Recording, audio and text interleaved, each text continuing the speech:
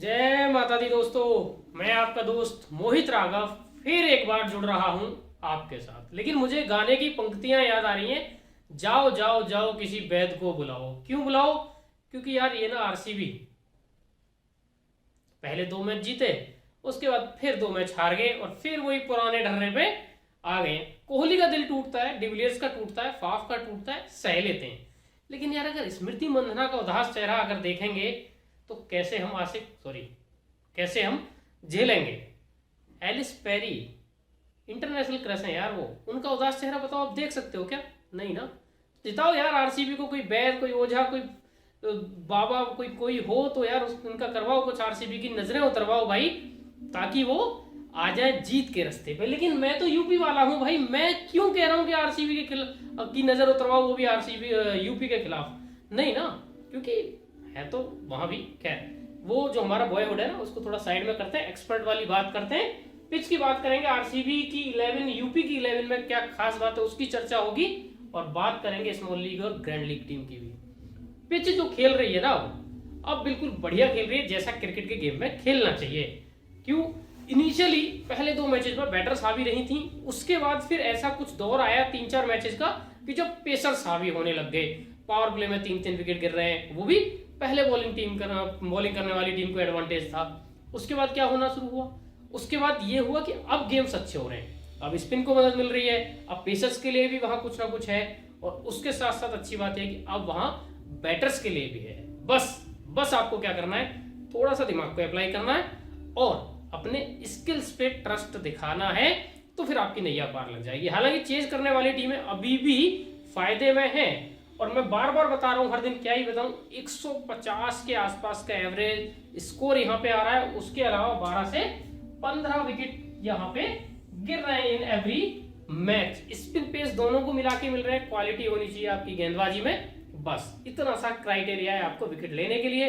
Run बनाना अगर आप चाहते हैं तो आपको आना चाहिए खुद को अप्लाई करना, बस इतनी सी बात है। आ जाते हैं आरसीबी के प्लेइंग 11 पे। मंधना, डिवाइन, मेघना, एलिस पेरी की वापसी हुई। नादिंदी क्लर्क को बिठा दिया गया एक मैच खिलाने के बाद, कहा कि हमें बैटिंग में सॉलिडिटी चाहिए। 38 बॉल पे 44 की नॉट आउट पारी, या शायद आउट हो गई थी, मैं उस चीज में कंफ्यूज हूं।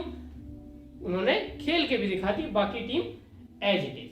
अच्छी बात क्या हुई, मैं बार बार कह रहा था कि सिमरनदिल बहादुर एक अच्छी गेंदबाज है, उनको अब गेंदबाजी कराइए। पिछले मैच में 16 ओवर में हार गई आरसीबी, बावजूद उसके इन्होंने अपने पूरे जो 8 बॉलिंग ऑप्शंस इनके पास हैं सबको ट्राई किया।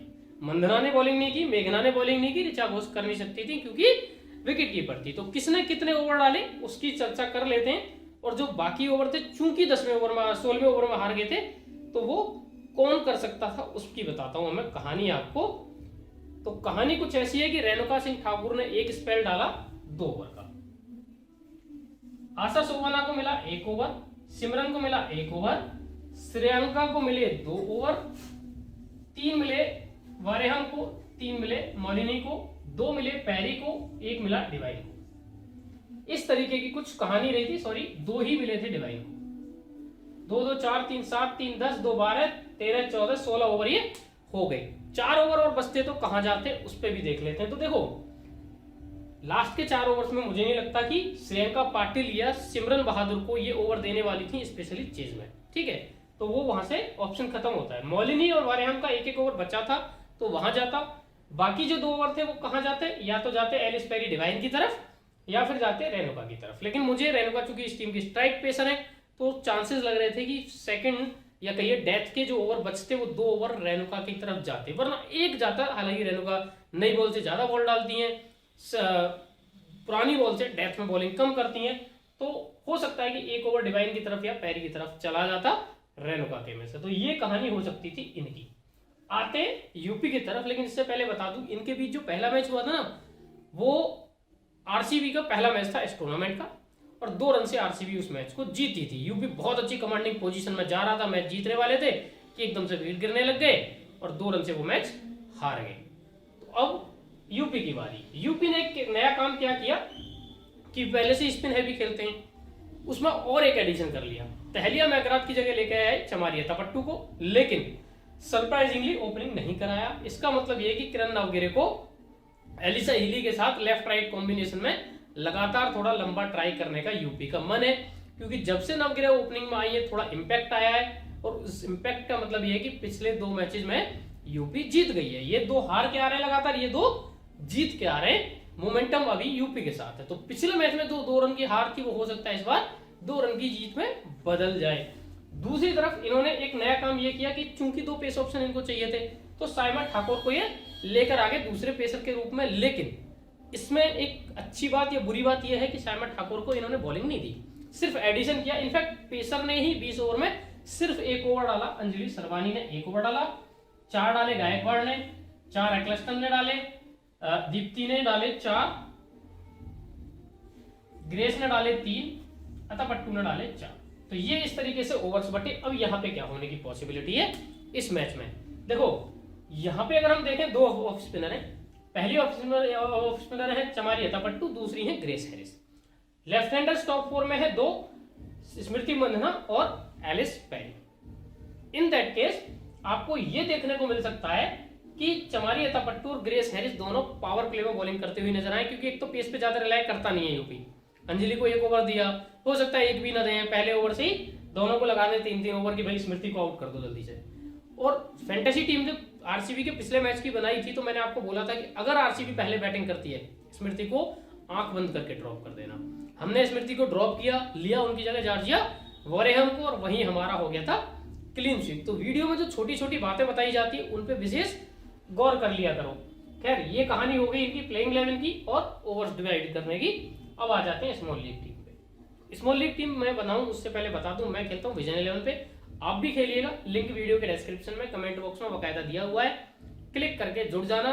7, 4, 10, 1, 2 अलग अलग कैटेगरी है, कहीं भी खेल सकते हो। और फायदा ये है कि आप जैसी टीम बनाओगे वैसे ही आपका कॉम्पिटिटर भी बनाएगा, तो मार्जिन आपको मिल जाता है जीत और हार का। क्योंकि कई बार क्या होता है, जैसे आप ड्रीम 11 का एग्जांपल ले लीजिए, आप सिर्फ 1 बैटर लेके जा रहे हैं, हो सकता है सामने वाला वहां 5 बैटर लेके जाए, क्योंकि वहां कैटेगरी डिवाइडेड नहीं है, तो और बैटिंग चल जाए तो आप क्या बहुत बड़े मार्जिन से गेम से बाहर हो जाएंगे। यहाँ ऐसा नहीं है, सेम कैटेगरी में रहोगे तो लास्ट तक मैच में रहोगे, और आपका जो ट्रम्प प्लेयर होता है, जैसे मैंने भी स्मृति का एक एग्जांपल दिया पिछले मैच में कि हम सेम कैटेगरी में खेल रहे हैं, स्मृति हमने कर दी ड्रॉप कर दी, वॉरेहम ले लिया, वॉरेहम ने दिए 59 पॉइंट, स्मृति के थे 22, तो वो जो 40 पॉइंट की लीड है ना वो डिसीजिव हो गई और आप जीत गए। तो इन चीजों को ध्यान रखने वाली बात है, इसीलिए कहता हूँ विजन 11 पे खेलो।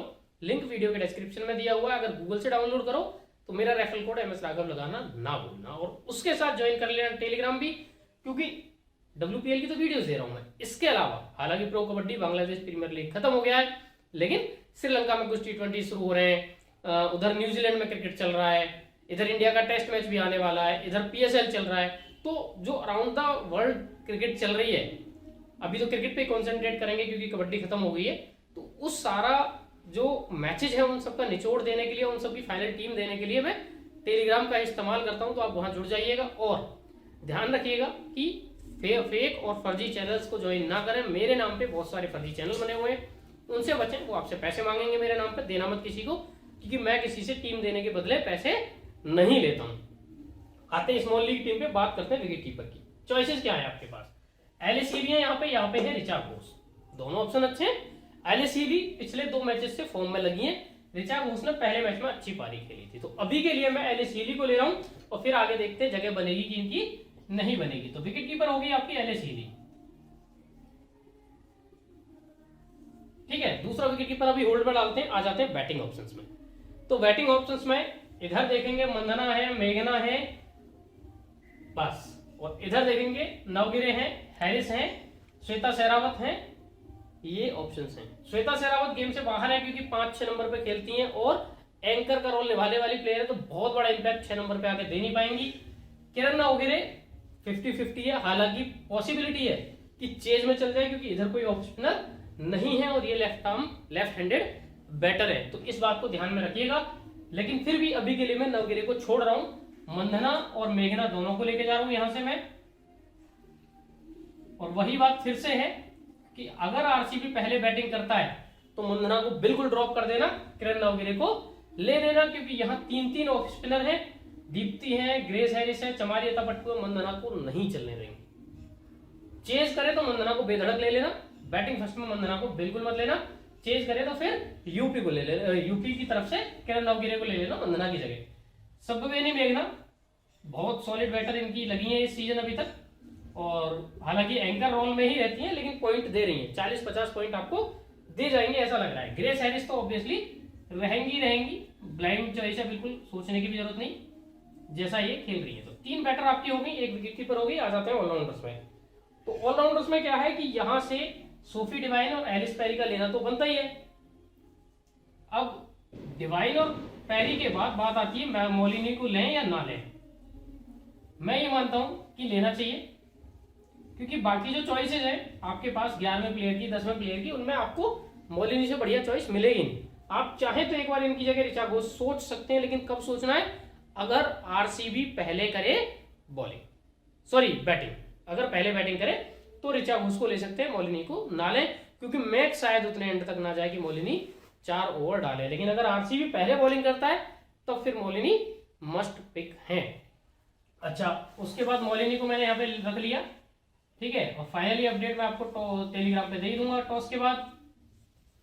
इसके बाद फिर इधर से ऑलराउंडर्स कौन? तो देखो इधर से 2 ऑलराउंडर ऑप्शन है, चमारी अतापट्टू और है दीप्ति शर्मा, और दोनों को ही लेना बनता है। दोनों से ही 4-4 ओवर तो पक्का आएंगे, प्लस आएंगे क्या कुछ बैटिंग। चमारी 3 नंबर बैटिंग करेंगी, दीप्ति 5 या 6 पे करेंगी, तो दोनों तरफ से अच्छा गेम कवर आने की पॉसिबिलिटी है। प्लस 2-3 लेफ्ट हैंडेड बैटर है आरसीबी में, तो वहां भी फिर पॉसिबिलिटी है कि विकेट्स भी इनके खाते में आएंगे। बॉलिंग में सोफिया क्लस्टन तो ब्लाइंड चॉइस है, बिल्कुल सोचने की जरूरत ही नहीं है, जरूर लेना ही लेना है। पिछले मैच में 3 विकेट ले गई थी ये। उसके अलावा दूसरी चॉइस कौन? तो दूसरी चॉइस के लिए आपके पास ऑप्शंस बहुत हैं। श्रेयंका पाटिल है, लेकिन पूरा कोटा आज तक एक भी मैच में नहीं डाला है। आशा सोवाना एक मैच के बाद पूरा कोटा नहीं डाला है। रेणुका सिंह ठाकुर सिर्फ नई बॉल के साथ इंपैक्ट लाती हैं। सिमरन बहादुर को 1 ओवर पिछले मैच में मिला, चौथा गेम था, अभी तक नहीं मिला था। साइमा ठाकुर को पिछले मैच में बॉलिंग नहीं मिली। अंजलि सरवानी को 1 ओवर मिला। तो जो चॉइस है सीधा सीधा जो शूट आउट है वो किसके बीच है? राजेश्वरी गायकवाड़ और जॉर्जिया वॉरेहम के। तो गायकवाड़ वॉरेहम में जो वॉरेहम के पास एज है वो ये कि वॉरेहम बैटिंग भी कर लेती हैं। पिछले मैच में अगर आपको याद हो तो 20 गेंद में 27 रन बना के गई थी, 3 चौके मारे थे, मतलब 30 पॉइंट देगी गेंद सिर्फ बल्ले से, 1 विकेट के बराबर। राजेश्वरी बल्ले से कुछ नहीं कर सकती हैं, विकेट भी लेती हैं तो गुच्छे में विकेट लेने वाली बॉलर राजेश्वरी गायकवाड़ नहीं है। 1 विकेट मैक्सिमम, बहुत अच्छा दिन हुआ 2 विकेट, यहां तक सीमित रहती हैं। तो मेरे ख्याल में Georgia Wareham is better choice than Rajeshwari Gaikwad. तो फिर यहाँ पे ये हमारी आ गई कौन? Georgia Wareham. तो ये हमारी स्मॉल लीग टीम बनी 11 प्लेयर की। अब इसमें सिर्फ आपको 2-3 चीजों का ध्यान रखना है, जैसा मैंने पहले समझाया कि अगर आरसीबी पहले बैटिंग करती है, ठीक है, तो स्मृति को कर देना ड्रॉप और उनकी जगह किसको ले लेना? ऋचा घोष को ले लेना या किरण नवगिरे को ले लेना, ठीक है। या फिर ये करना कि स्मृति मंदना और सोफी मोलिनी को ड्रॉप कर देना और इन दोनों की जगह किरण नवगिरे और ऋचा घोष को इस टीम में डाल देना। कैप्टन इस टीम में जो चॉइसेस हैं, जो ऑप्शंस हैं, उनमें ग्रेस हैरिस मुझे ज्यादा सॉलिड लग रही है। हालांकि ग्रेस 4 ओवर नहीं डालेंगी, लेकिन फिर भी 2 ओवर 3 ओवर प्लस बैटिंग से जो इंपैक्ट लेके 4 नंबर पे वो आ रही है, तो कैप्टनसी की सबसे बढ़िया चॉइस बनती है। वाइस कैप्टनसी के लिए आपके पास डिवाइन है, पैरी है और चमारी अतापट्टू। लेकिन मुझे ऐसा लग रहा है कि अतापट्टू का इंपैक्ट ज्यादा आएगा, क्योंकि इनके 4 ओवर पक्के हैं। डिवाइन पैरी 2-2 ओवर या दोनों के मिला के 3 ओवर, इतना हो सकता है। डिवाइन का बैटिंग फॉर्म इनकंसिस्टेंट है, पैरी 4 नंबर पे बैटिंग कर रही है, ठीक ठीक फॉर्म है, बहुत क्रांतिकारी फॉर्म नहीं है। इसलिए मैं स्मॉल लीग में चमारी अतापट्टू को वाइस कैप्टन बना के जा रहा हूं। ये होगी हमारी स्मॉल लीग टीम। चलते हैं ग्रैंड लीग की तरफ। ग्रैंड लीग टीम हमारी क्या कह रही है? तो ग्रैंड लीग टीम की कहानी कुछ ऐसी है कि यहाँ पे मैंने कुछ परिवर्तन करने शुरू कर दिए। जैसे हीली तो मेरी एज इट इज रहेंगी, ठीक है। ऋचा घोष को मैंने आइदर कंडीशन में लिया, चाहे पहले बैटिंग आओ चाहे बाद में बैटिंग आओ, लिया ही लिया है। अब लिया किसकी जगह? ड्रॉप किया है मैंने सब्बवेनी मेघना को। मंदना को मैं रख रहा हूं, लेकिन मंदना के साथ मेरी कंडीशन अभी भी वही है कि बैटिंग फर्स्ट में नहीं लेना है, ड्रॉप कर देना है। इनकी जगह कोई और प्लेयर लेना है, ग्रेस हैरिस को रखना ही रखना है। और फिर से ये हमारी ग्रैंड लीग में भी कैप्टन रहेंगे। ऑलराउंडर्स जो 4 यहाँ थे, वही जो 5 थे यहाँ पे, उनमें से सोफी डिवाइन को मैंने कर दिया है ड्रॉप। और इसलिए कर दिया है कि बैटिंग से फॉर्म ज्यादा बढ़िया है नहीं, बॉलिंग से 2 ओवर डालेंगी, विकेट लिया लिया नहीं लिया, तो आप इनकी जगह कोई और प्लेयर मूव करा सकते हो। तो डिवाइन को ड्रॉप कर दिया है, पैरी रहेंगी, मोलिनी रहेंगी, लता पट्टू रहेंगी और रहेंगी दीप्ति शर्मा।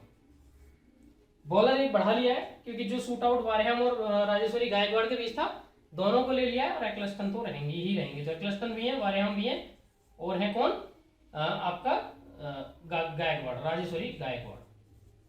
तो ये आपकी होगी grand league team. Vice captain यहाँ पे मैंने एलिस पेरी को बनाया है। बड़ा सिंपल सा रीजन ये है कि अगर डिवाइन को मैं ड्रॉप कर रहा हूँ इट मीन डिवाइन बल्ले से भी नहीं चलेंगी। सब मेरी मेघना को मैं ड्रॉप कर रहा हूँ इट मीन मैं ये मान के चल रहा हूँ कि टॉप 4 में से ये 2 चलेंगे नहीं। तो इन दैट केस पेरी की बैटिंग आएगी ज्यादा आएगी, तो फिर वो वाइस कैप्टनसी की बढ़िया चॉइस बन जाएंगी, प्लस 2 ओवर भी लेके आएंगी, है ना। तो इसलिए पेरी फिर यहाँ पे वाइस कैप्टनसी की चॉइस हो गई है। स्मृति पे डिसीजन हम लेंगे टॉस के बाद ग्रैंड लीग टीम में। तो इस तरीके से हुआ आपका ग्रैंड लीग की टीम और उसका एनालिसिस। इस मैच का एनालिसिस होता है खत्म। हम और आप मिलते रहेंगे रोजाना की तरह। फिलहाल दीजिए इजाजत, कल फिर मिलेंगे। टाटा बाय बाय, जय माता।